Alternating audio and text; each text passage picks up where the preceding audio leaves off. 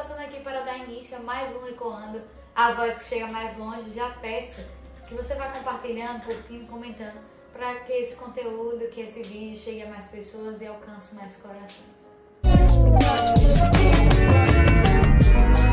No Ecoando de hoje nós vamos falar sobre os 7 inimigos da vida fraterna, os 7 inimigos da vida comunitária, e eu gostaria demais que você ficasse até o final, porque talvez nós vamos descobrindo com o passar do tempo que nós enfrentamos diariamente alguns desses inimigos. Nós precisamos saber como combater, como lutar contra eles. Antes de começar, eu queria que você pudesse rezar comigo um pouco antes que a gente lesse a palavra, e assim pedir essa graça de Deus sobre o nosso entendimento, sobre o nosso ser, antes da gente escutar o que a gente vai escutar no dia de hoje.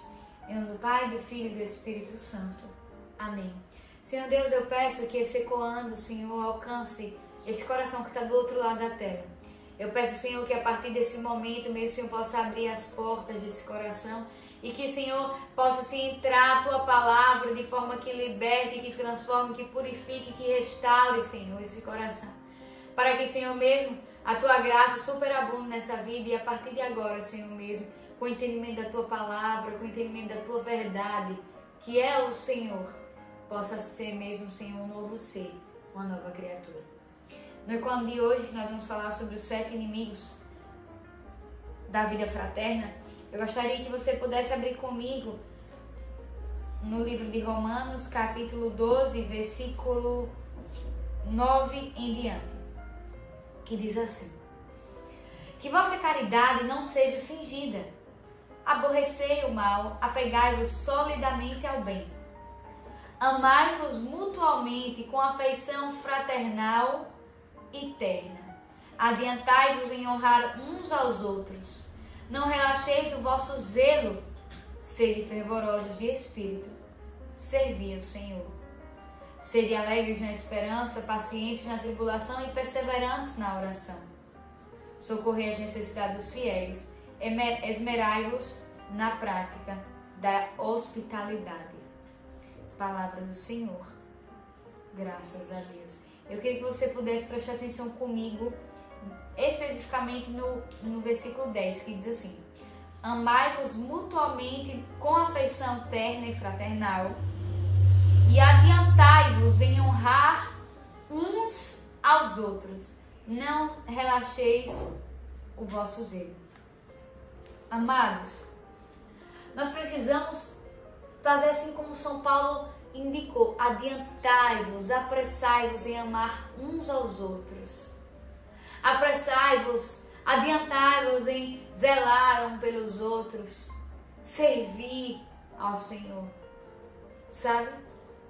Tenham essa vida fraterna, cultivem essa vida fraterna.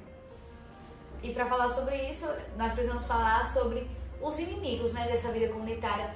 Se nós precisamos viver isso, nós precisamos nos adiantar em amar uns aos outros, nós precisamos viver essa vida fraterna, essa vida comunitária que Deus nos chamou a viver.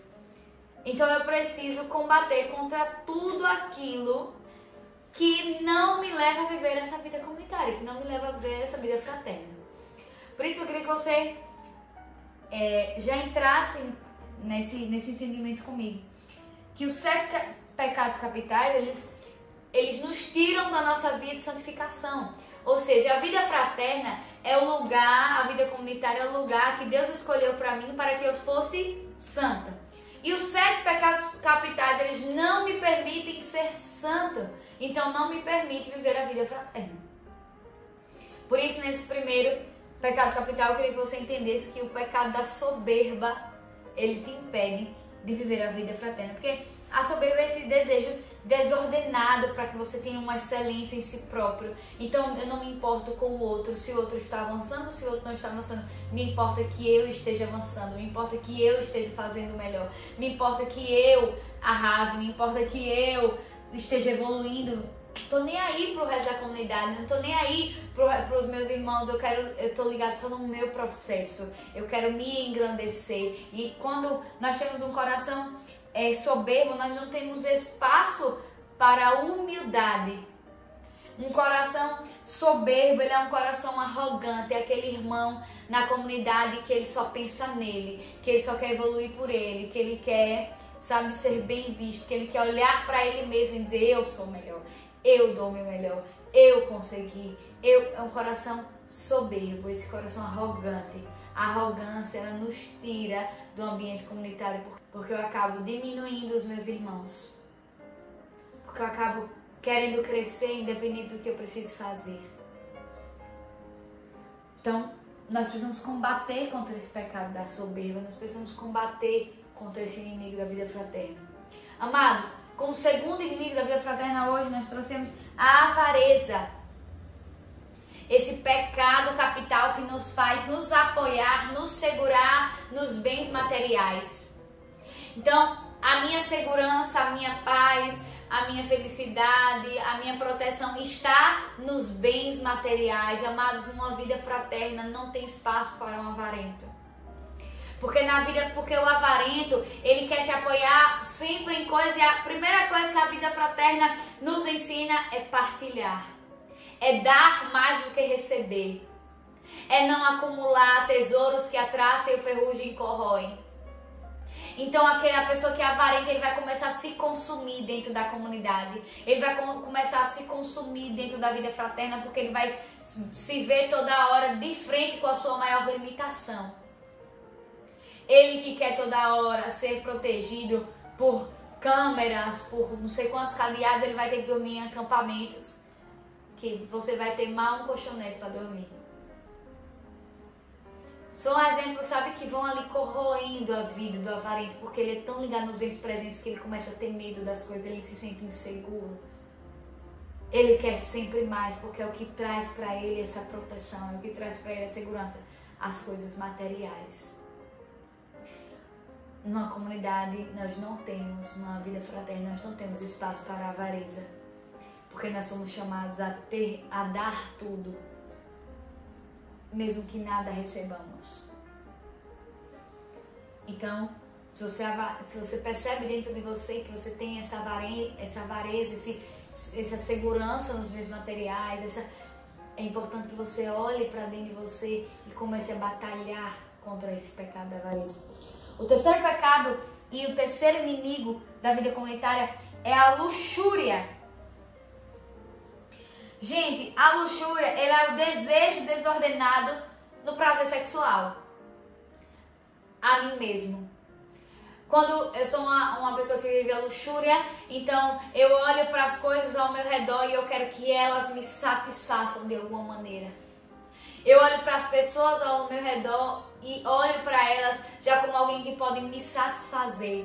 Eu olho para mim mesmo e eu fico buscando esse prazer sexual o tempo todo, mesmo que mental, mesmo que interno, mesmo que eu não faça exteriormente, mas aquilo está me consumindo, aquilo está me preenchendo, eu estou sendo preenchido naquele prazer sexual. E aí pessoas caem no pecado da pornografia. E aí masturbação, e aí por isso que a gente vê casos em vida fraternas por aí, de pessoas que caíram nesse pecado com outras pessoas.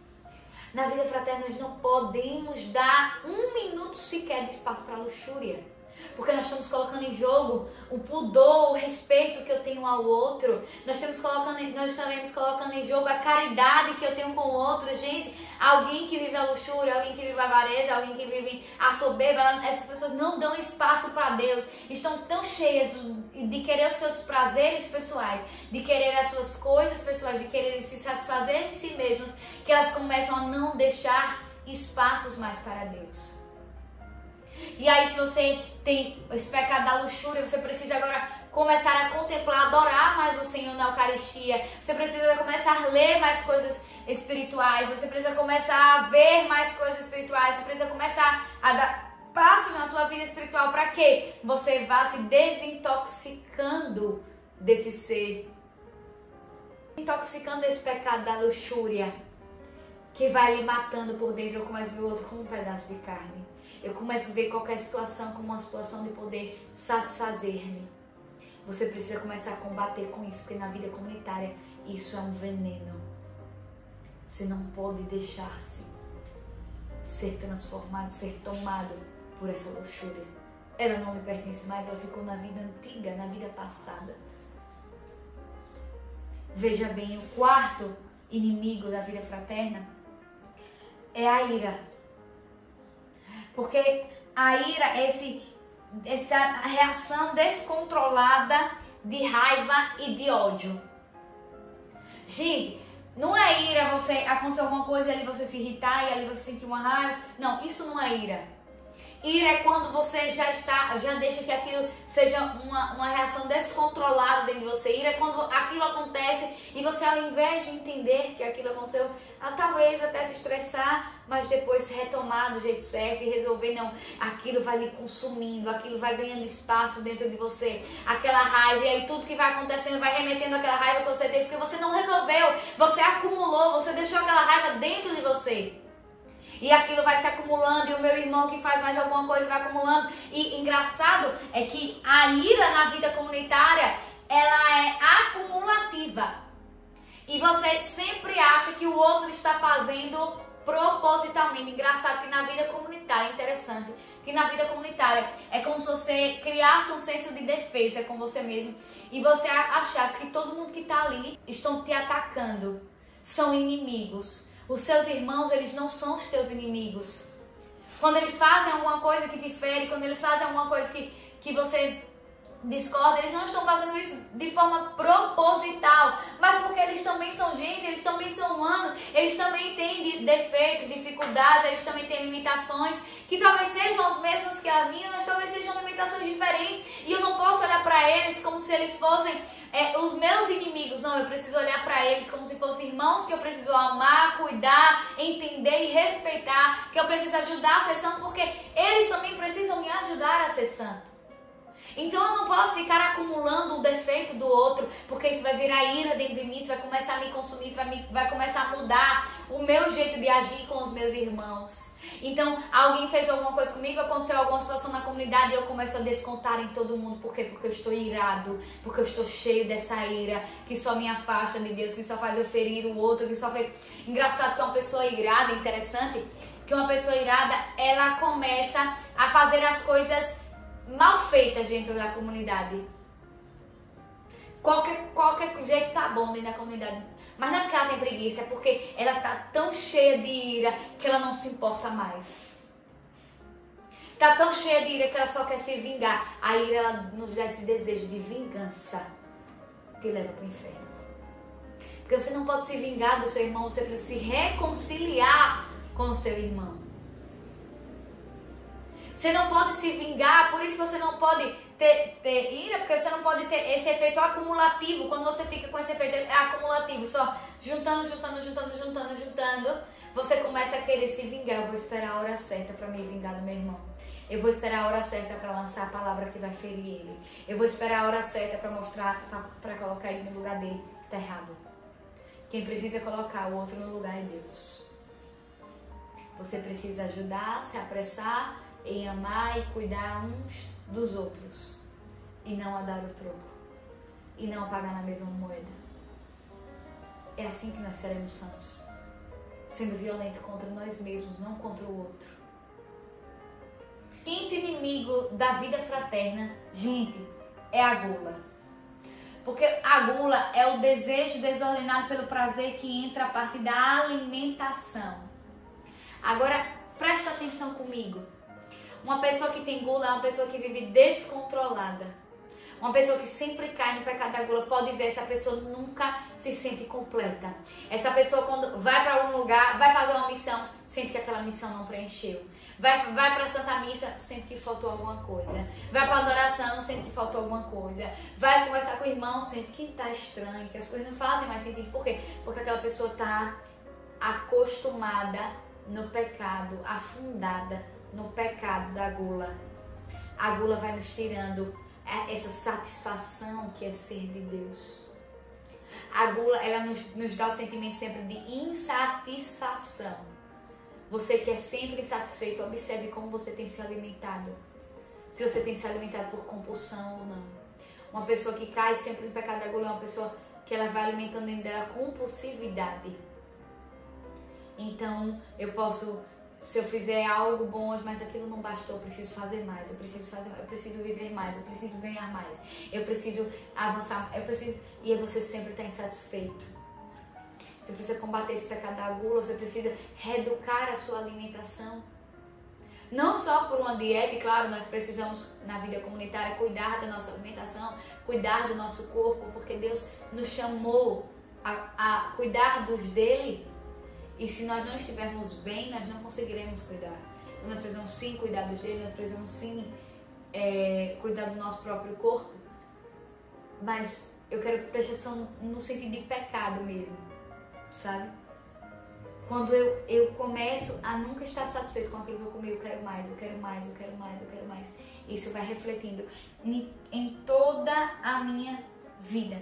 A gula, ela reflete nessa falta de temperança, sabe? A gula me leva à preguiça, porque eu nunca vou estar satisfeita, então eu sempre vou estar entediada, então não me importa.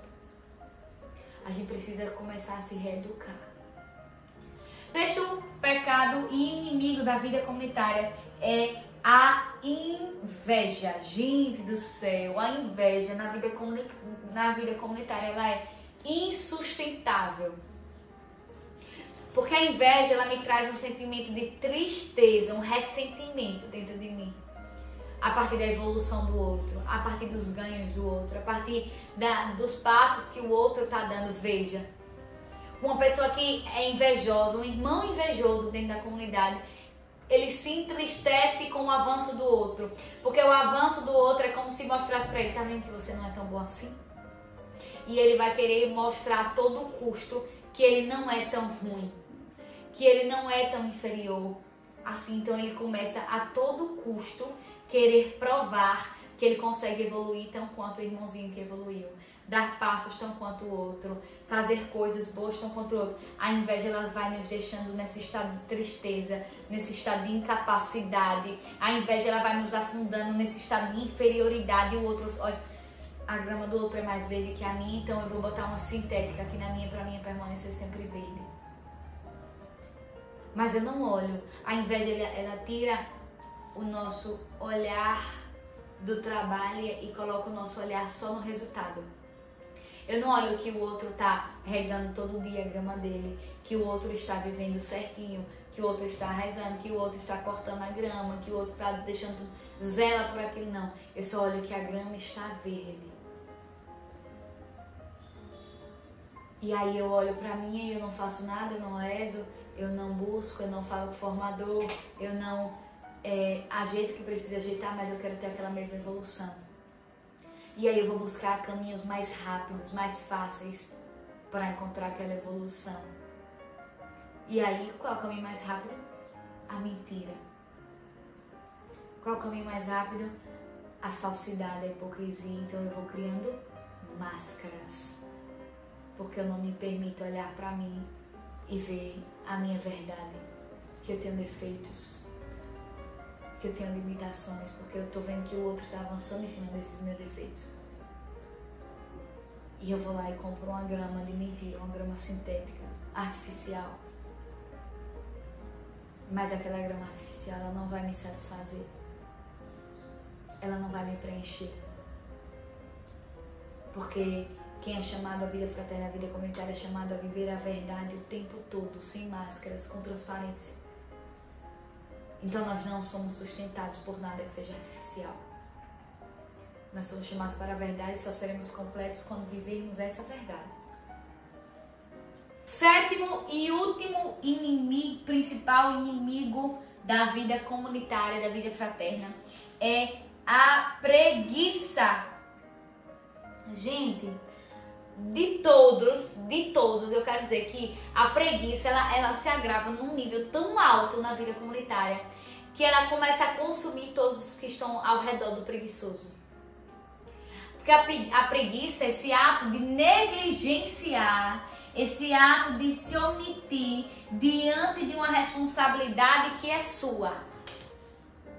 O irmão preguiçoso é um irmão que consome os outros na vida fraterna. Porque ele tem obrigações, muitas vezes ele só faz aquelas obrigações que são dele. Muitas vezes, por preguiça, ele acaba fazendo mal feito. Por preguiça, ele acaba fazendo lento demais. Por preguiça, ele acaba fazendo do seu jeito. Quando na vida fraterna nós somos chamados a fazer do jeito do carisma, do jeito que Deus nos orientou, que Deus nos pediu. A preguiça, ela tem essa força, veja, né? A preguiça, ela nos leva a sentir entediados. Ela nos leva a ver as coisas sem sentido.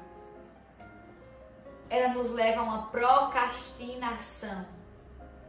Ah, então eu deixo para fazer amanhã. Eu deixo para resolver amanhã. Eu deixo para... Gente, tem gente que tem preguiça até de resolver suas coisas interiores. Tem gente que entra em crise na vida fraterna e tem preguiça de sair da crise. Tem gente que entra em confusão e tem preguiça de pedir uma explicação para poder ter aquela confusão resolvida. Tem gente que tem preguiça de ouvir até a solução do problema. Tem gente que tem preguiça até de comer. Você acredita nisso? O irmão preguiçoso, ele é um câncer na vida comunitária. Um câncer, um tumor. Maligno ainda mais.